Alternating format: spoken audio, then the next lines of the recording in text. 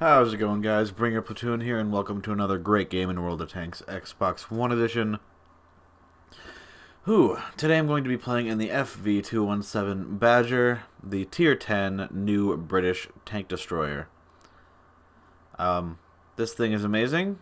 I'm not going to go into any stats. If you want to look up any stats for it, go ahead and look up tanks.gg, go into the British tech tree, and go ahead and take a look for yourself. Or UK tech tree, whatever the hell it's called. It's got a very accurate gun.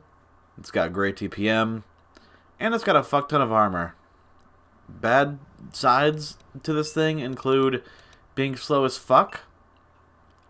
Maxing out as 30 kilometers an hour. Which is 10 kilometers faster than the Tortoise. But, yeah.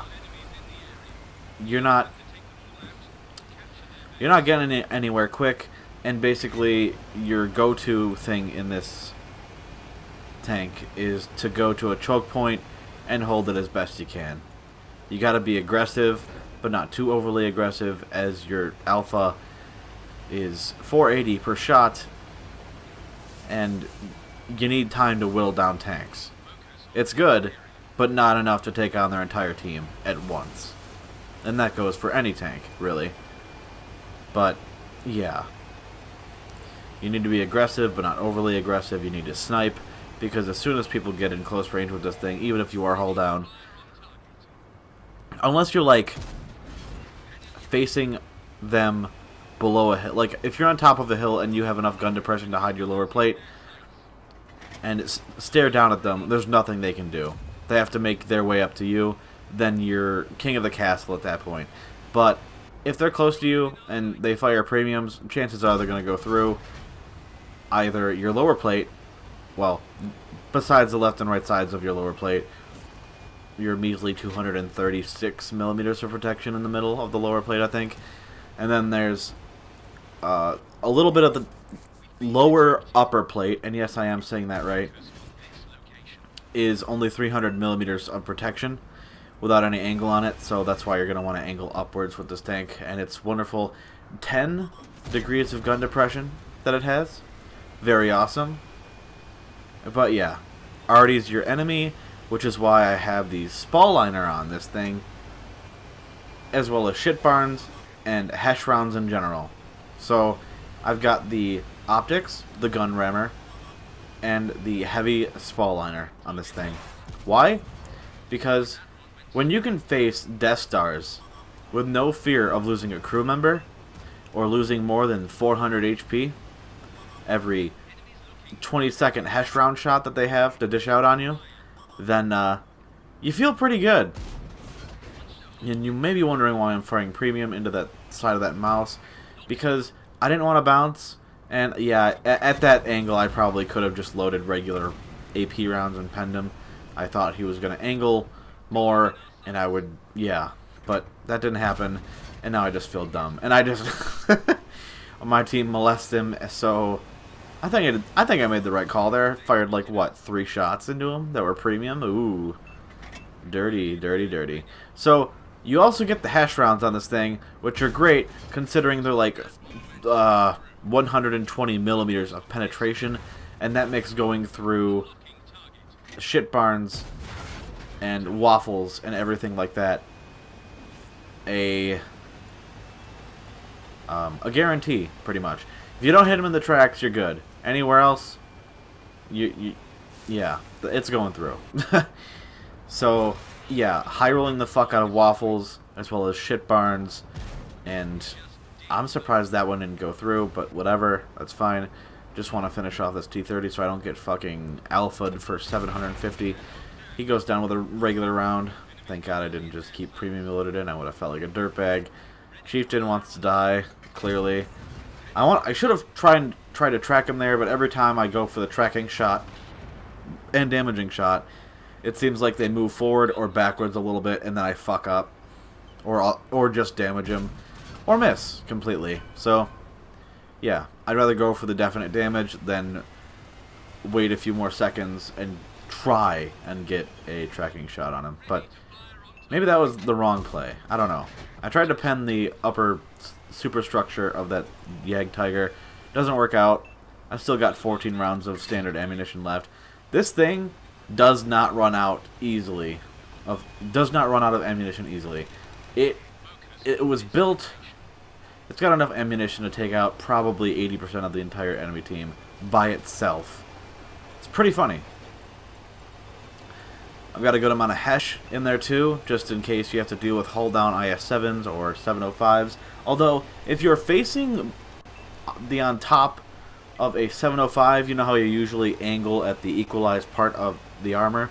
The 705 and 705A are completely armored in the front, and even aiming down at them, their upper plate is very still armored. It's pretty retarded. But if you shoot at the roof of their chassis, it's pretty much a guaranteed auto pen if you have a gun caliber of, I believe, 121 or higher. I'm going to take a look at that. But the gun on this thing is just so reliable. It aims so fast, and the gun arc on it is like 15 degrees in both directions. It's so good. It's definitely an upgraded Tortoise in the sense that you get armor and everything else better other than DPM. But that's only for that rule only goes for the console version because we kind of got a little bit of a nerfed Badger compared to the PC. They have a little bit more DPM. What the fuck was I going to look up? Oh, that's right. 705. Where the fuck are you? There you are. Okay. So, what is the impacted armor on the roof of the chassis as far as the 705A goes? The chassis is 40 millimeters thick, so you need a gun caliber of, 121 or higher.